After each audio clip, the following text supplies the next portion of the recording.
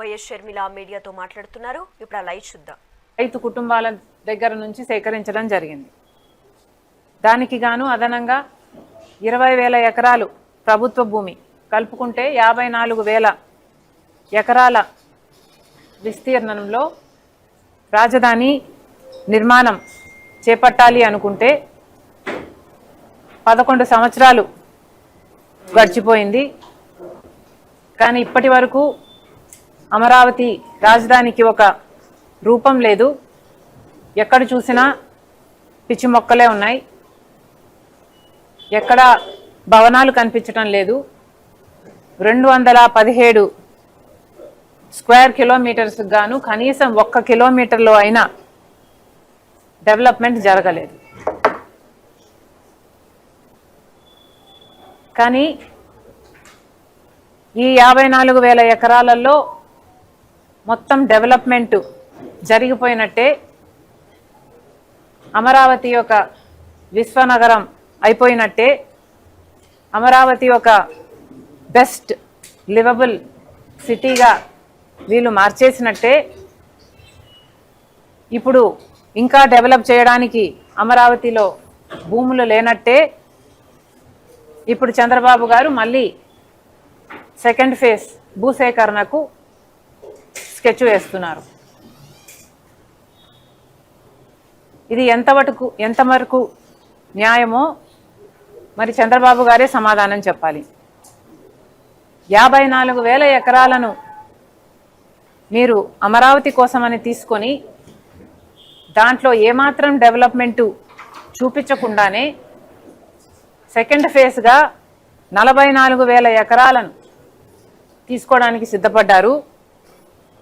దానికి గాను 16,666 ఎకరాలేమో 7 గ్రామాల నుంచి వెంటనే సేకరించడానికి తయారైపోయారు. ఇక చంద్రబాబు గారు అంటారు, మనకు రాజధానిగా ఒక అంతర్జాతీయ స్టాండర్డ్స్తో ఉన్న రాజధాని కావాలా వద్దా, మనకు రాజధానిగా ఒక మున్సిపాలిటీ కావాలా లేక గ్లోబల్ సిటీ కావాలా అని మళ్ళీ చంద్రబాబు గారే ప్రశ్న వేస్తున్నారు. అయ్యా చంద్రబాబు గారు, మీరు 2014లో ముఖ్యమంత్రి అయిన తర్వాత అమరావతికి కావాల్సిన 54,000 ఎకరాలు సేకరించినప్పుడు ఇది మున్సిపాలిటీ కోసమే సేకరిస్తున్నాము అని మీరు అప్పుడు చెప్పలేదు కదా. 54,000 ఎకరాలలో మీరు మొత్తం ఒక బ్రహ్మాండమైన నగరాన్ని నిర్మిస్తామని సింగపూర్ను, జర్మనీని లేక న్యూఢిల్లీని తలపించే రాజధానిని నిర్మిస్తామని మీరు చెప్పలేదా? ఈ 54,000 ఎకరాలలోనే అన్ని రంగాలకు అమరావతిని ఒక హబ్గా చేస్తామని, ఒక గ్లోబల్ సిటీగా చేస్తామని చంద్రబాబు గారు చెప్పలేదా? మరి ఇప్పుడు ఈ 54,000 ఎకరాలకు అసలు విలువే లేనట్టు, ఈ 54,000 ఎకరాలు అయితే అసలు సరేపోనట్టు, ఈ 54,000 ఎకరాల్లో అయితే కేవలం ఒక మున్సిపాలిటీ మాత్రమే కట్టగలము, మనం ఒక గ్లోబల్ సిటీ కట్టుకోవాలి అంటే ఇంకా భూమి కావాలి అని ఇప్పుడు 11 ఏళ్ల తర్వాత మీరు మాట్లాడుతున్నారు అంటే 54,000 ఎకరాలు, వాటిలో 34,000 ఎకరాలు ఇచ్చిన రైతులు మరి ఇప్పుడు మిమ్మల్ని ఏమనుకోవాలి?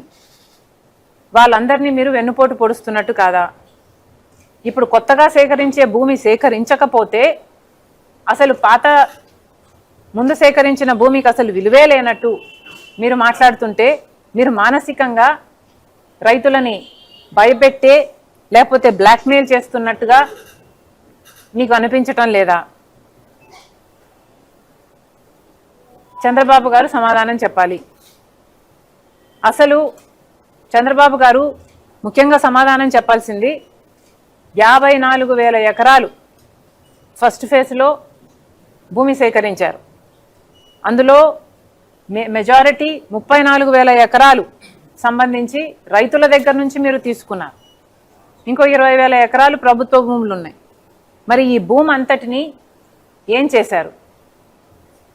మొన్న నారాయణ గారు అయితే ఒక ఇంటర్నల్ మీటింగ్లో ఫస్ట్ ఫేజ్లో సేకరించిన 54,000 ఎకరాలకు గాను ఇప్పుడు మిగిలింది కేవలం ఒక 700 ఎకరాలు మాత్రమే అని చెప్పారట.